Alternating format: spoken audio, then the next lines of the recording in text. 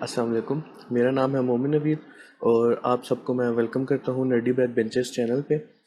तो हमने एक वेब सीरीज़ स्टार्ट की थी जिसमें हम एक फुल स्टैक वेबसाइट बना रहे थे एक मंड स्टैक के थ्रू, जो कि एजुकेशनल टाइप वेबसाइट थी।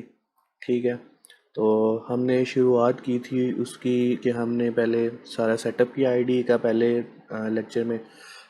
दूसरे में हमने ये किया कि हमने सेटअप किया अपने डेटाबेस को और सर्वर को। ठीक है, जो बैक एंड एक्सप्रेस पे हमारा सर्वर है और नोड पे हमारा सर्वर है और साथ हमारा मोंगो डीबी पे। ठीक है। अब हमने 4 यूज़र्स बनाए थे। बेसिकली हमने 3 यूज़र बनाए थे और एक स्पेस बनाई थी क्लास जिसमें हम टीचर स्टूडेंट को एक जगह पे हम कोई फंक्शनैलिटी परफॉर्म कर रहे होंगे या एक प्लेटफॉर्म सा होगा जहाँ पे वो इंटरेक्ट कर रहे होंगे, असाइनमेंट्स वगैरह टीचर असाइन करेगा, स्टूडेंट जो है वो लेगा, खैर इस तरह की चीज़ें। तो अब हमने अपना जो लास्ट टाइम अगर हम देखें तो app.js में हमने ये किया था कि हमने डेटाबेस से कनेक्शन किया था और साथ हमने अपना सर्वर जो है वो 5000 लोकल होस्ट 5000 पे स्टार्ट कर लिया था। ठीक हो गया। तो अब हमने करना कुछ यूँ है कि सबसे पहले हमने ये जो डायग्राम बनाई थी, ठीक है, इसमें हमने कुछ प्रॉपर्टीज़ जो है ना वो डिफ़ाइन करनी है। ठीक है। जैसा कि एक एडमिन है, उसके पास क्या होगा, उसके पास एक नेम होगा। ठीक है।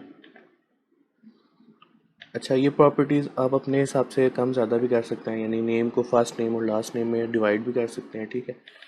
एक नेम होगा, एक ईमेल होगी। अच्छा, इसके अलावा एक पासवर्ड होगा। अच्छा, ईमेल पासवर्ड इसलिए ज़रूरी है ताकि वो लॉगिन कर सके। ठीक है।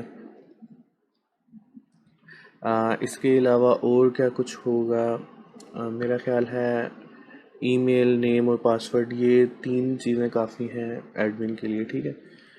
और मेरा ख्याल है कोई चीज़ को एक्स्ट्रा ज़रूरत नहीं है। आप इसमें डिटेल डाल सकते हैं जितनी प्रॉपर्टीज़ आप रखना चाहें। एक फ़ोटो के लिए आप फ़ोटो के लिए एक स्ट्रिंग हो सकती है, यूआरएल, मतलब डिफरेंट चीज़ें हो सकती हैं, लेकिन मैं एक सिंपल सा प्रोग्राम बना रहा हूँ। ठीक है, इस ट्यूटोरियल वेब सीरीज़ के लिए। ठीक है, तो इसमें इतनी चीज़ें काफ़ी हैं। अच्छा, अब चलते हैं जी टीचर पे। और टीचर के पास क्या होगा, सबसे पहले तो वही नेम। ठीक है। इसके बाद ईमेल। जाहिर सी बात है कि अब जो आपका टीचर होगा उसको भी एक ईमेल चाहिए होगी और एक पासवर्ड चाहिए होगा जिससे वो लॉगिन कर सके। अच्छा, टीचर के पास एक और चीज़ होनी चाहिए, यानी कि अगर आप भी देखें कि अगर एक टीचर के पास हमने जो फंक्शन जो बनाने हैं बाद में, उसमें है कि एक क्रिएट क्लास और रिमूव क्लास। ठीक है। तो उसे पता होना चाहिए कि वो कौन सी क्लासेस पढ़ा रहा है। ठीक है। तो उसके लिए एक क्लासेस की एरे होनी चाहिए। ठीक है। और ये अरे जो है ख़ाली भी हो सकती है। इस अरे में 3 4 5 क्लासेस भी हो सकती हैं। हम एक लिमिट भी लगा सकेंगे कि कितनी क्लासेस को एक टीचर टीच कर सकता है। ठीक है। लेकिन यह है कि अभी फ़िलहाल जो है मैं वो एक अरे बना लेता हूँ, बाद में इसकी फंक्शनैलिटीज़ हम देखेंगे। फ़िलहाल हम क्योंकि एक प्रॉपर्टीज़ जो है डिफ़ाइन कर रहे हैं, तो टीचर के पास क्लासेस होंगी। ठीक है। इसको मैं अरे याद रखने के लिए आगे मैंने ब्रैकेट डाल दिए। आप ना भी डालें तो कोई फ़र्क नहीं पड़ता, नाम से पता लग रहा है कि क्लासेस हमने एक अरे बनानी है। ठीक है। अच्छा, अब चलते हैं क्लास की तरफ। क्लास के पास क्या होगा, सबसे पहले तो जो क्लास होगी उसका कोई सब्जेक्ट होगा। ठीक है। अच्छा, सॉरी।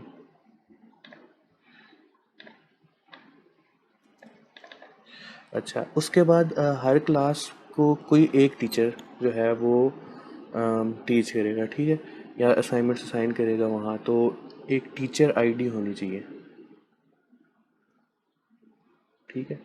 और ये यूनिक होगी, यानी कि हर क्लास में सिर्फ एक टीचर होगा। इसके बाद क्लास में आप वैसे तो और चीज़ें भी लिख सकते हैं, यानी टाइमिंग्स और भी काफ़ी चीज़ें जो क्लास की प्रॉपर्टीज़ में आप चाहें इसको एक्सटेंड कर सकते हैं। ठीक है। मैं एक बेसिक सी क्लास बना रहा हूँ और इसके बाद इसके पास क्लास के अंदर उसे पता होना चाहिए क्लास को कि उसके पास स्टूडेंट्स कौन से हैं। ठीक है। टीचर अपनी क्लासेस का डाटा जो है वो अपने पास स्टोर कर रहा है। इस तरह जो क्लास है वो उसके पास स्टूडेंट्स का उसको पता होना चाहिए। ठीक है, ताकि वो रोल नंबर असाइन हो सकें और वगैरह वगैरह। तो स्टूडेंट आईडीज़ जो हैं उनकी एक एरे होगी, क्योंकि स्टूडेंट एक से ज़्यादा हो सकते हैं। टीचर तो एक ही होगा तो टीचर आईडी एक ही होगी। स्टूडेंट आईडीज़ जो हैं वो ज़्यादा होंगी क्योंकि स्टूडेंट एक से ज़्यादा हो सकते हैं। अच्छा, स्टूडेंट, तो स्टूडेंट पे चलते हैं। स्टूडेंट पे सबसे पहले तो वही जिस तरह हमने पहले एक नेम होगा स्टूडेंट का, इसके बाद ईमेल होगी क्योंकि उसने लॉगिन करना होगा अपने अकाउंट को। पासवर्ड होगा।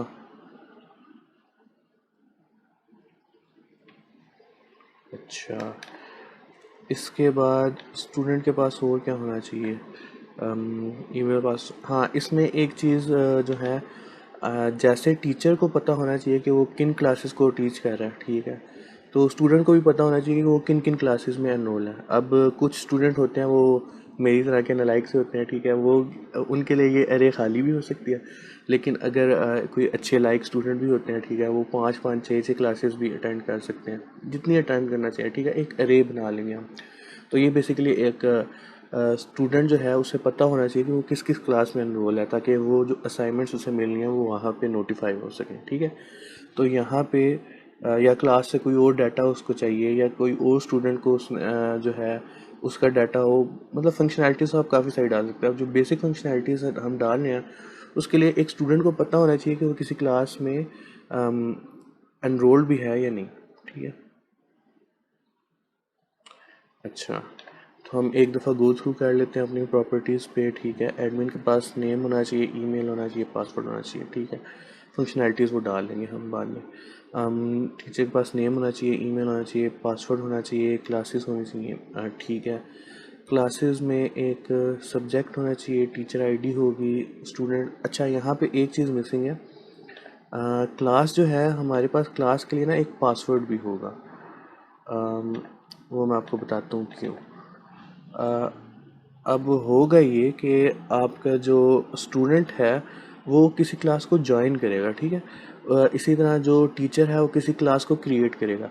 अब अगर हम यहाँ पे एक पासवर्ड नहीं रखेंगे तो कोई भी बंदा क्लास में एनरोल हो सकता है, ठीक है। तो एक पासवर्ड ज़रूरी होगा जो कि जब किसी स्टूडेंट ने एनरोल होना होगा तो वो पासवर्ड यूज़ करेगा और वो क्लास में एनरोल हो जाएगा, ठीक है। तो ये हमारा डेटाबेस जो है ना उसका स्ट्रक्चर हो जाएगा, यानी कि हमारा जो डेटाबेस है उसमें 4 स्कीमास होंगे या 4 डाटा टेबल्स होंगे, ठीक है, आसान अल्फाज में। और उनके अंदर ये प्रॉपर्टीज़ होंगी। सही हो गया। तो चलते हैं अब अपने कोड की तरफ और इन प्रॉपर्टीज़ को देखते हुए अपना कोड जो है वो स्टार्ट करते हैं। अच्छा, ये तो हमारी लास्ट था। अब आपने करना ये है कि अच्छी बात तो ये यहाँ पे आप एक फ़ाइल में इसी फ़ाइल में यानी इसी फ़ोल्डर के अंदर आप मॉडल्स बना सकते हैं, लेकिन एक अच्छी स्कीम ये होती है, जब भी आप कोड करें तो आपका कोड क्लीन होना चाहिए। क्लीन का मतलब ये है कि हर चीज़ अलग अलग मॉड्यूलर फॉर्म में पड़ी हो तो वो आसानी से मिल जाती है, उसको डिबग करना आसान होता है। तो मैं एक फ़ोल्डर बना रहा हूँ मॉडल्स के नाम से। अच्छा, अब यहाँ पे मैं क्या करूँगा, एक न्यू फाइल बनाऊँगा जिसमें ना हम बारी बारी चारों मॉडल बनाएंगे, ठीक हो गया। सबसे पहले हम बनाएंगे एडमिन मॉडल डॉट जेएस। अच्छा, अब हमने बना लिया एडमिन मॉडल। यहाँ पे बनाया नहीं है, बेसिकली इनिशियल किया है, एक हमने फ़ाइल बनाई है, ठीक है। यहाँ पे अब हमने क्या करना है, हमने जो अपना मॉन्गूज़ पैकेज था, ठीक है, उसको यूज़ करना है। अब मंगूस पैकेज आपको याद है लास्ट टाइम मैंने आपको बताया था, ये बेसिकली मोंगो डीबी को कनेक्ट करने के लिए, उसके साथ फंक्शंस परफॉर्म करने के लिए जो पैकेज है उसे हम मंगूस कहते हैं। इसे हमने npm के थ्रू इंस्टॉल भी किया था, ठीक है। अब जब भी हमने कोई स्कीम बनानी होती है, स्कीमा कहते हैं इसको, ठीक है, अगर हमने कोई स्कीमा बनाना है या फिर हमने कोई टेबल बनाना है तो हमें पता होना चाहिए कि टेबल में क्या क्या इन्फॉर्मेशन होगी। वरना ऐसा भी हो सकता है कि टीचर के टेबल में स्टूडेंट का कोई बंदा भी आ जाए, ठीक है, क्लास का कोई मेंबर भी है वो उसी जगह पे स्टोर हो जाए। बेसिकली ये एक स्कीमा बनाने का मकसद ये होता है कि आप एक टेबल डिफाइन कर दें, ठीक है। उसमें यानी कि एक नाम होगा, आईडी होगी, ईमेल, पासवर्ड और इस तरह की चीज़ें, ठीक है। अगर आप ये चीज़ें डिफ़ाइन नहीं करेंगे तो कोई टीचर हो सकता है जिसके बारे में आपको एक्स्ट्रा इन्फॉर्मेशन पड़ी हो, यानी 8-9 फील्ड्स हो उसकी, और कोई टीचर ऐसा हो सकता है जिसमें सिर्फ एक हो। ठीक है, तो ये स्कीमा डिफ़ाइन करेंगे तो हमारे पास सारा जो डाटा होगा ना, यानी कि सारे टीचर्स एक ही तरह के होंगे, सारे टीचर्स के बाद 4-5 जो हमने डिफ़ाइन किया प्रॉपर्टीज़ वही होंगी, और स्टूडेंट हैं तो उनके पास वही प्रॉपर्टीज़ होंगी। ठीक है, तो ये इसका बेसिक मकसद होता है। अच्छा, अब इसके बाद जब हमने एक मोंगूस पैकेज को हमने कर लिया है इंपोर्ट, अब इसको हमने ना यूज़ करना है एक स्कीमा बनाने के लिए।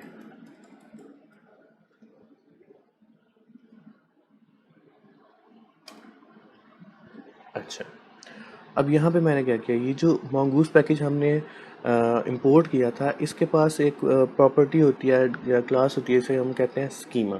ठीक है, स्कीमा जो है, अब हमारे पास एक हमने वो बना लिया है, जैसे क्या कहते हैं, एक ऑब्जेक्ट बना लिया है। ठीक है, अब ये ऑब्जेक्ट जो है ये हम यूज़ करेंगे ताकि हम कोई भी चीज़ हम डिफ़ाइन कर सकें, यानी कि हमारे पास जो टीचर है वो किस तरह का होगा और इस तरह की चीज़ें। तो अब हम एक कांस्टेंट बनाते हैं, क्योंकि हम एडमिन बना रहे हैं तो हम लिखेंगे एडमिन स्कीमा। आप इसको कुछ भी नेम कर सकते हैं। ठीक है, ये आपकी बिल्कुल ऊपर है कि आप क्या करना चाहते हैं। अच्छा, अब हमने क्या किया, हमारे पास जो ऑब्जेक्ट था एक नया ऑब्जेक्ट बनाया स्कीमा का।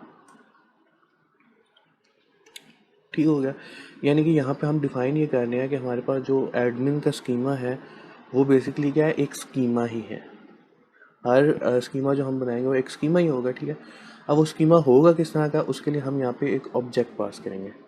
ठीक है, अब इस ऑब्जेक्ट के अंदर हमने चीज़ें बतानी है कि आपके पास प्रॉपर्टीज़ क्या क्या होंगी। ठीक है, अब एडमिन का अगर हम वो ब्लॉक देखें, ठीक है, तो हमारे पास एक नेम होगा, एक ईमेल होगा, एक पासवर्ड होगा इसका।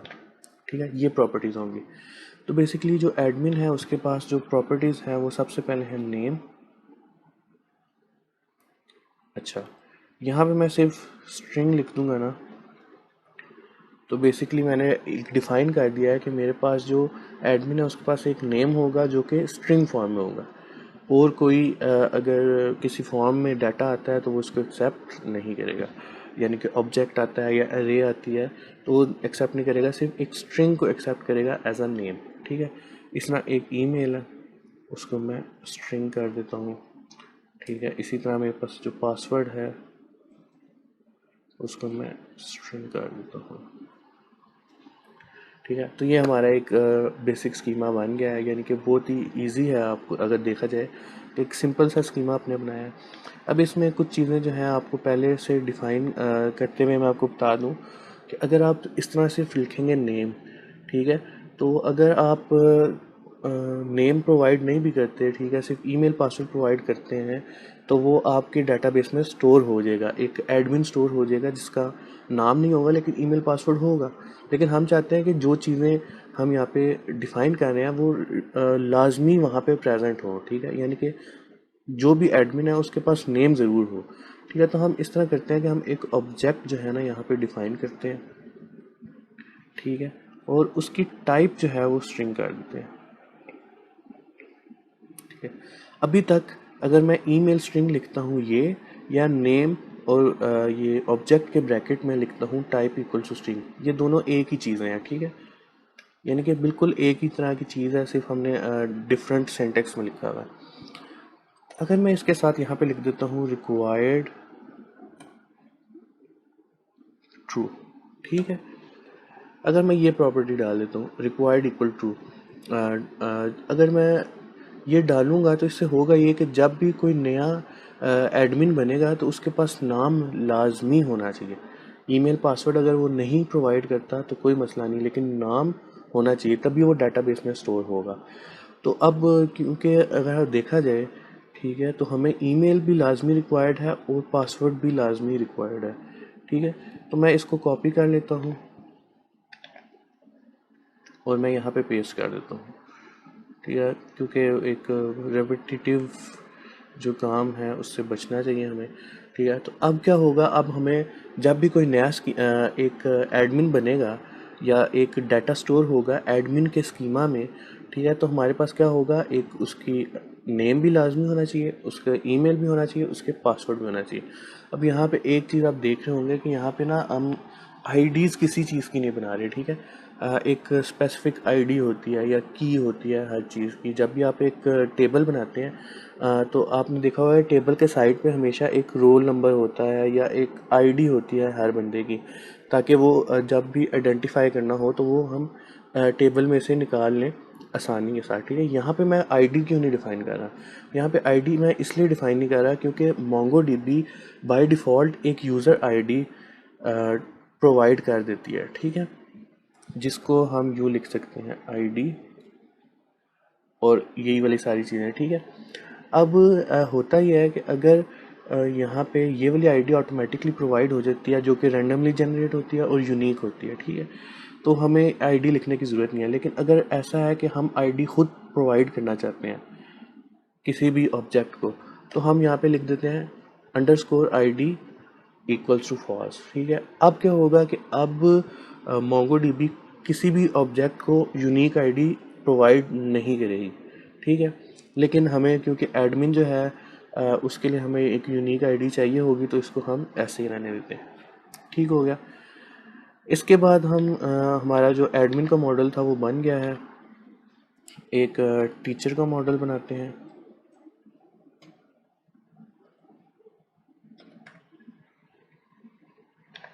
अच्छा हाँ, यहाँ पे एक चीज़ मैं करना भूल गया। हमने स्कीमा तो बना लिया, लेकिन स्कीमा हमने बाद में यूज़ भी करना है।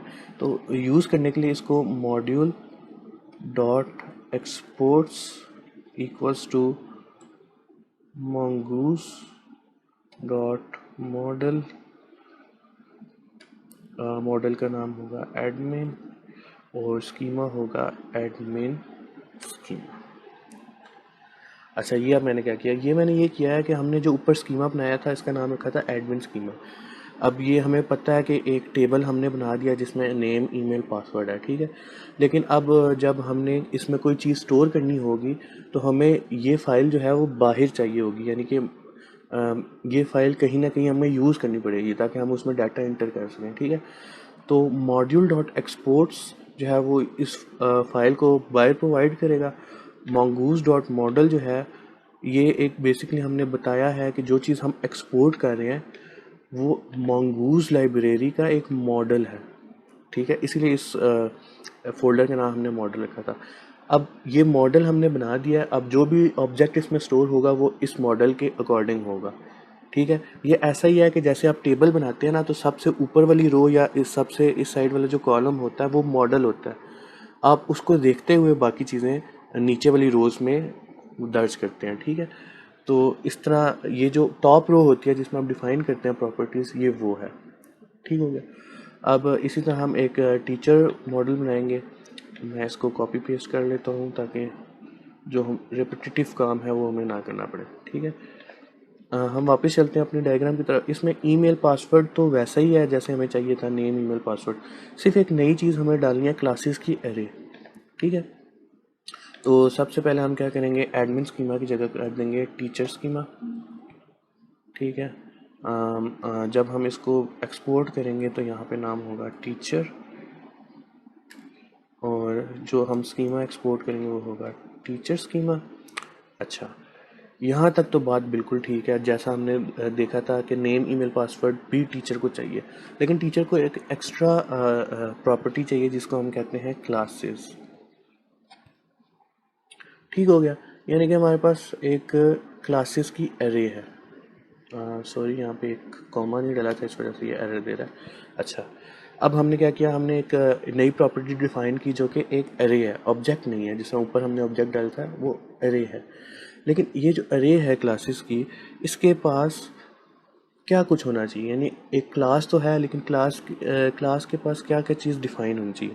अब टीचर को क्या पता होना चाहिए, टीचर को पता होना चाहिए कि ये जो ऑब्जेक्ट है इसमें क्लास की आईडी होगी, कोई एक यूनिक आईडी होगी, ठीक है, जो कि एक टाइप होगी स्ट्रिंग और रिक्वायर्ड होगी इक्वल्स टू ट्रू।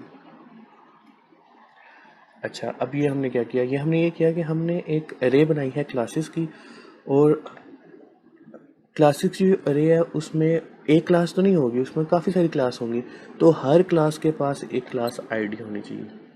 ठीक हो गया। और हमने बता दिया कि जो क्लास आईडी है वो स्ट्रिंग होती है।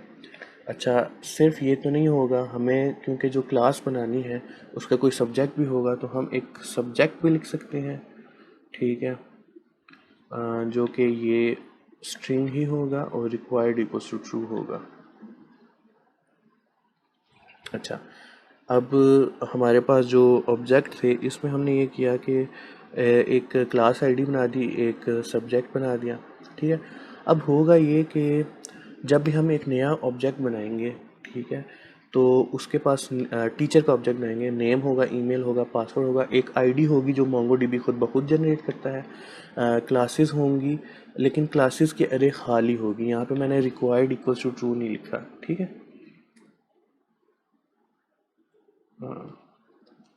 मैं लिख सकता हूँ यहाँ पे, लेकिन मैंने यहाँ पे रिक्वायर्ड इक्वल्स टू ट्रू नहीं लिखा। ठीक है। वो इसलिए नहीं लिखा गया क्योंकि हमारे पास जो ऑब्जेक्ट है, ठीक है, वो क्लासेस की जो अरे है वो ज़रूरी नहीं है कि हमारे पास हो। ठीक है। खाली भी हो सकती है, खाली नहीं भी हो सकती है। ठीक है। तो इसलिए हमने यहाँ पे रिक्वायर्ड इक्वल्स टू ट्रू नहीं लिखा।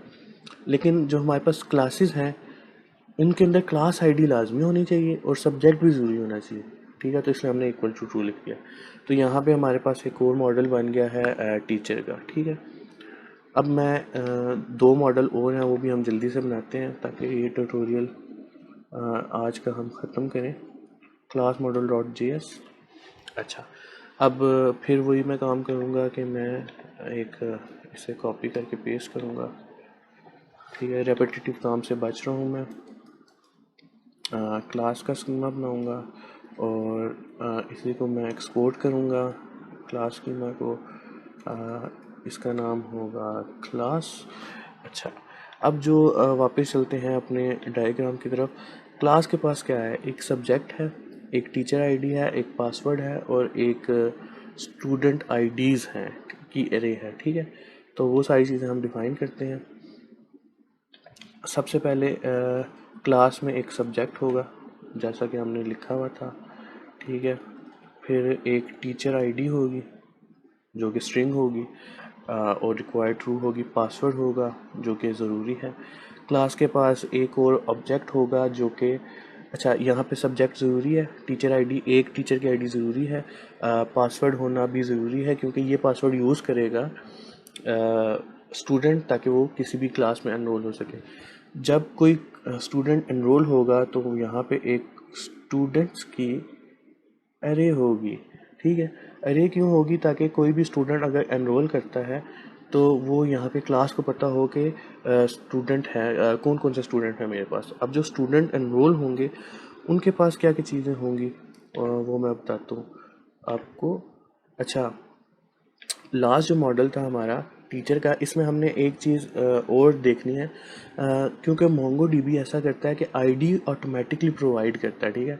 जिस तरह टीचर जो है उसको ऑटोमेटिकली एक आईडी प्रोवाइड होगी, तो इसी तरह जब हम क्लासेस में एक एरे बना रहे हैं तो हमें हर ऑब्जेक्ट के साथ एक आईडी जो है वो प्रोवाइड की जाएगी मोंगो डीबी की तरफ से ऑटोमेटिकली, जो कि हमें नहीं चाहिए। ठीक है।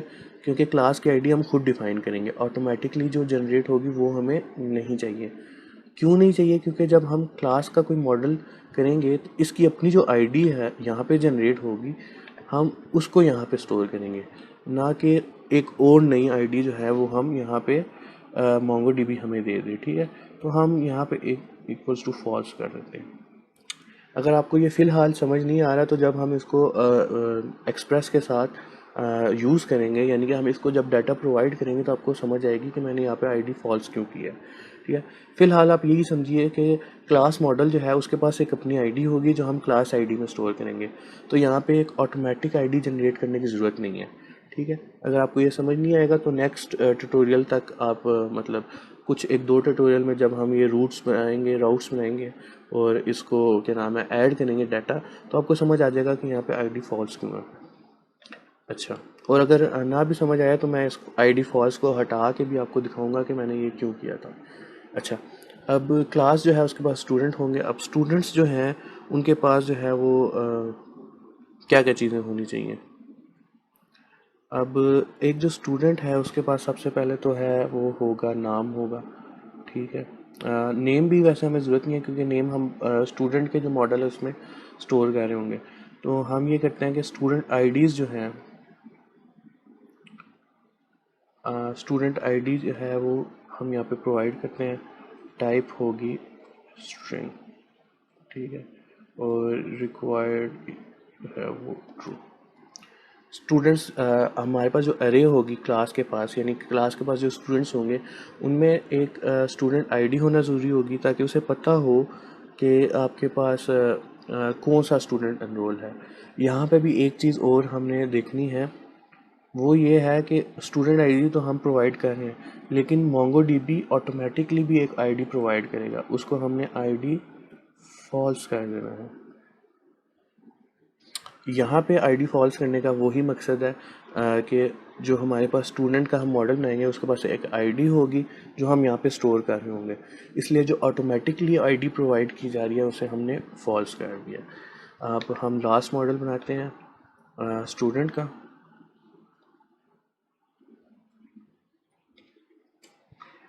ताकि हम इस ट्यूटोरियल को कंप्लीट करें और फिर नेक्स्ट ट्यूटोरियल की तरफ जाएंगे इसके बाद। अच्छा, अब हमने एक स्टूडेंट का जो बनाया है मॉडल, ठीक है, कॉपी पेस्ट इसलिए किया ताकि मैं अपने रेपिटेटिव काम से बच सकूं। स्टूडेंट स्कीमा हमने एक्सपोर्ट कर दिया, यहाँ पे भी हमने स्टूडेंट लिख दिया। अब एक स्टूडेंट जो है उसके पास कौन कौन सी प्रॉपर्टीज़ होंगी, ठीक है। स्टूडेंट के पास नेम ईमेल पासवर्ड होगा जैसे टीचर और एडमिन के पास है। इसके पास टीचर की तरह क्लासेस होंगी, ठीक है। तो अब हम देखते हैं कि तकरीबन सारा काम हमारा हुआ हुआ है।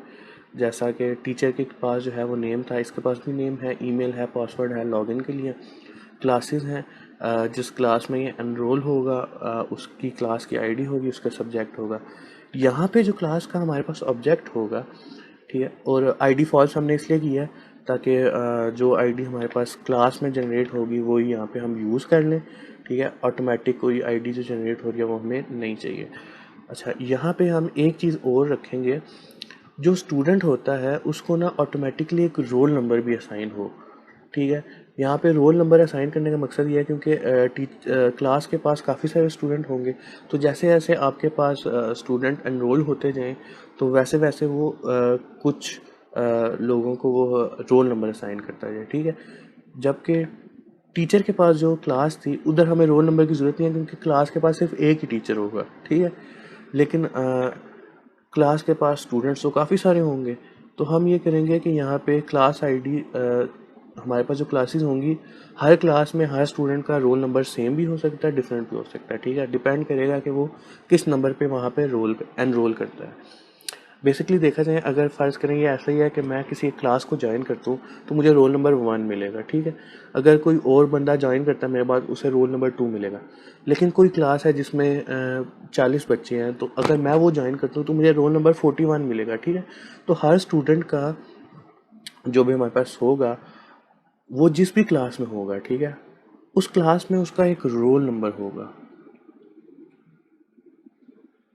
ठीक है। और रोल नंबर किस टाइप का होगा उसको हम नंबर कर देते हैं एक, और रिक्वायर्ड इक्वल्स टू ट्रू करते हैं। अब यहाँ पे हमने स्ट्रिंग की जगह नंबर इसलिए लिया ताकि हम सिंपल रोल नंबर असाइन कर सकें 1 2 3 4 5, ठीक है। स्ट्रिंग असाइन करेंगे तो उसमें मल्टीपल मतलब और भी चीज़ें आ सकती हैं, इसलिए हमने स्ट्रिंग की जगह नंबर इस्तेमाल करके। तो यहाँ तक हमने देखा कि हमने पहले एडमिन का एक स्कीमा बनाया, ठीक है, टीचर का एक स्कीमा मॉडल बनाया, क्लास मॉडल स्कीमा बनाया और स्टूडेंट मॉडल स्कीमा बनाया, ठीक है। अगर हम अपनी डायग्राम को देखें तो हमने अपने जो प्रॉपर्टीज़ हमें चाहिए थी वो हमने डिफ़ाइन कर दी हैं, और हमने इसको एक्सपोर्ट भी कर दिया है। अब अगले ट्यूटोरियल्स में हम क्या करेंगे, हमने स्कीमास बना लिए हैं, अब इन स्कीमास को हम यूज़ करेंगे रजिस्टर करने के लिए, लॉगिन करने के लिए, डाटा स्टोर करने के लिए, डाटा एडिट करने के लिए डिफरेंट चीज़ें होंगी। वो हम जब एपीआई बनाएंगे तो साथ से हम समझेंगे। मेरा ख्याल है कि ये जो ट्यूटोरियल था इसमें मैं जितना एक्सप्लेन कर सकता था एक एक चीज़ और बार बार रिपीट भी करते रहे तो मेरा ख्याल आपको समझ भी आ गई होगी, और अगर मतलब और साथ आपको याद भी होगी होंगी काफ़ी चीज़ें, क्योंकि हमारा मकसद यही है इस वेब सीरीज़ का कि अगर साथ साथ आप प्रैक्टिस करते रहें ताकि आपको ये चीज़ें समझ भी आ जाएं और याद भी हो जाए, ठीक है। तो अगर आपको कोई कन्फ्यूजन है इसमें, ठीक है, या आपको कोई एरर फेस होता है तो आप मुझे बता सकते हैं, कमेंट सेक्शन में ज़रूर बताइएगा, ठीक है। तो आज का हमारा ट्यूटोरियल यहीं तक था, ठीक है। अगर आपको ये वीडियो पसंद आई है तो इस वीडियो को लाइक करें, इस वीडियो को शेयर करें, हमारे चैनल नडी बैक बेंचर्स को सब्सक्राइब करें, और अल्लाह हाफिज़।